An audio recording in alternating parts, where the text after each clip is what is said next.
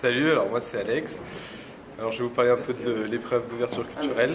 L'ouverture culturelle c'est pas compliqué du tout.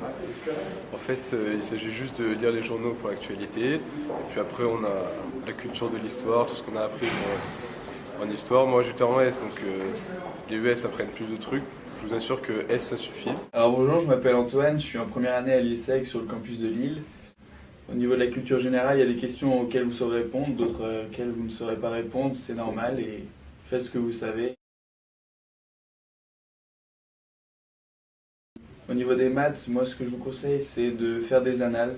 Vous vous rendrez bien compte du style de question qui est posé, du style de réponse attendue et il faut toujours s'exercer le plus possible. Je m'appelle Henri Bournaro, je suis en première année à l'IESEG. Pour ma part, j'ai pas fait ce que beaucoup de gens ont fait, j'ai pas fait de prépa, je me suis entraîné sur des annales.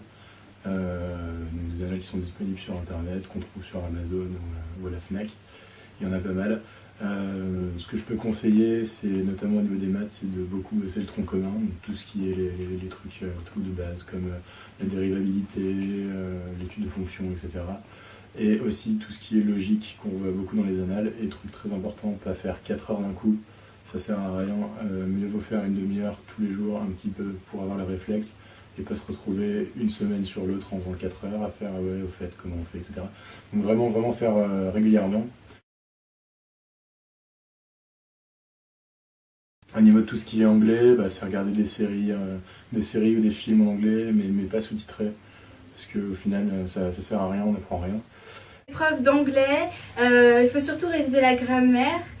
C'est vraiment des points très précis et c'est souvent les mêmes questions qui reviennent en fait.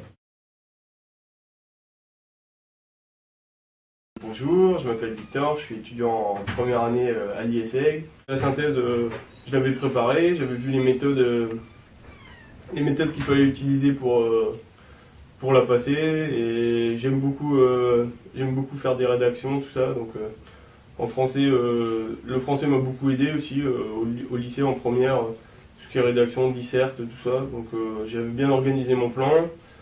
Les idées aussi. Tout simplement lire des articles dans le 20 minutes, dans Le Monde ou dans le Courrier international, si possible sur un même thème, histoire de s'entraîner à être habitué à avoir différents points sur un même thème.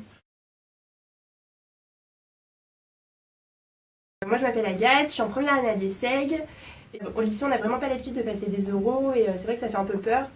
Mais moi je pense que le mieux pour les réussir c'est vraiment de faire un peu un travail sur soi et de se poser vraiment les bonnes questions, savoir qu'est-ce qu'on aime, ce qu'on veut faire dans la vie au final. Et je pense qu'il n'y a pas de par cœur qui tienne. Le mieux vraiment c'est d'être honnête avec soi-même et être bien au point sur ce qu'on pense, ce qu'on veut et d'avoir une certaine assurance pour vraiment prouver à l'école et au jury vraiment ce qu'on vaut et qu'on mérite vraiment notre place ici.